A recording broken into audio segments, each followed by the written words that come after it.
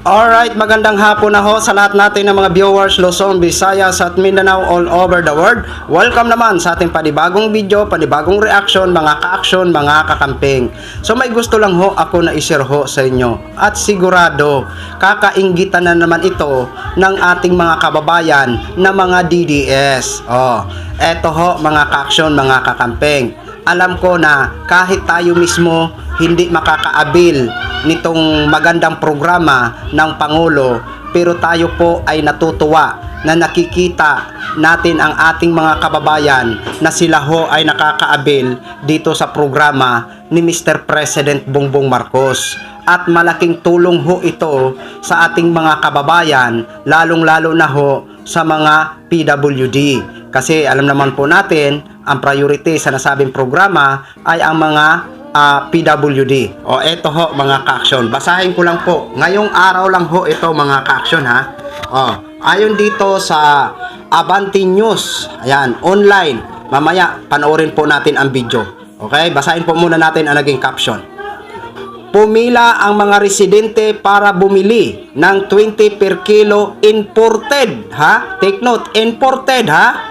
Na bigas mula sa Vietnam sa King Healthy Store sa Basico, Tondo, Manila ngayong Sabado, Enero 31, 2026, January 31. Ayan, sinabi ng Department of Agriculture or DA na mananatiling may visa ang food security emergency sa bigas na idineklara noong Pebrero ng nakaraang taon habang hinihintay ang pagsasabatas ng mga pagbabago sa Rise of Tarification Law. Ayun. Di ba? Di ba nakakaganda ho?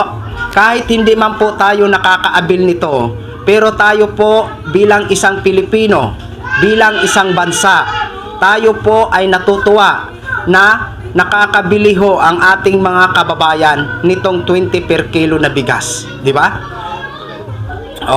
Hindi po tayo naiinggit nito, di ba? Bagkus tayo po ay natutuwa dahil dito sa programa ni Mr. President Bongbong Marcos na 20 per kilo na bigas. Di ba? Ito ho, panoorin po muna natin mga ka-action, mga kakamping. Credit or courtesy po sa video ng Avanti News channel. Please allow me to use for informative purposes only. Thank you so much, Ma'am and Sir. Nagsabilaan sila po. Pero wala silang pesa. Wala kami pesa. Kami nagtinto. Nag-plastic lang. Plastic lang kami. Sige na. Tanungin mo pa yun. Kaini ako. Bukas ka. Kaya nagpapala dapat na. Ito na te. Ako na ba?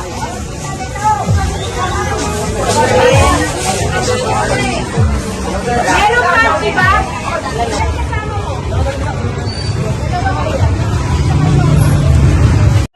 So yun na ho mga ka-action, mga kakampeng, no, na pinilahan talaga itong 20 per kilo na bigas at imported ho ito mga ka-action, mga kakampeng, no.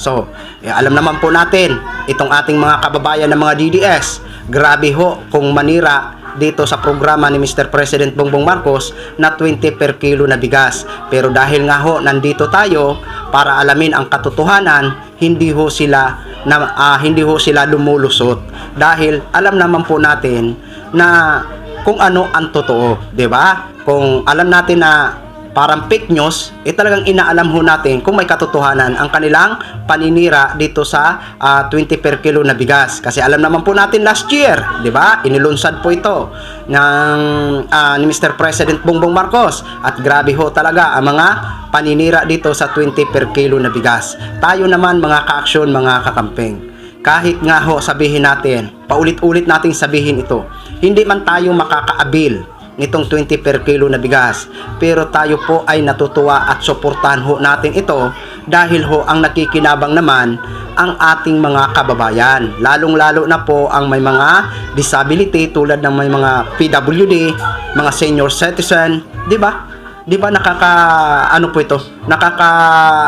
nakakatuwa dahil nakikita natin na itong mga excuse me, yung mga PWD, alam naman po natin na hindi sila gaano makakilos o wala silang gaano na sapat na kinikita, kaya ho tayo natutuwa dahil malaking tulong po ito sa kanila, di ba? Kaya sa mga nambabatikos kay Mr. President Bongbong Marcos dito sa programa niya na 20 per kilo na bigas, aba, kunting hiya-hiya naman, di ba? Kunting respeto naman, kunting pag-appreciate naman, kasi ang nakikinabang naman dito ang ating mga kababayan na may mga disability or PWD, di ba? Kaya bago kayo pumuna ng pumuna, bago nyo balahurain, isipin nyo muna kung sino ba talaga ang nakikinabang dito. Kapwa natin Pilipino ang nakikinabang dito eh. Dapat ba ito na siraan, pagtawanan, balahurain, di ba? Pero hindi po talaga makakaiwas na ang ilan sa mga kababayan natin gumagawa ho talaga ng kung ano-ano na mga negatibong komento. Pero tayo naman na pumapanig kung ano ang tama, tayo po ay natutuwa. Di ba? Dahil isa po ito sa malaking tulong talaga itong programa na 20 per kilo na bigas ni Mr. President Bongbong Marcos. So yun lang ho mga ka-action, share ko lang ho sa inyo yan. Maraming salamat po sa ating mga viewers Luzon, Visayas at Mindanao all over the world. Ako po ang inyong lingkod, si The Action Man. Have a good day, everyone.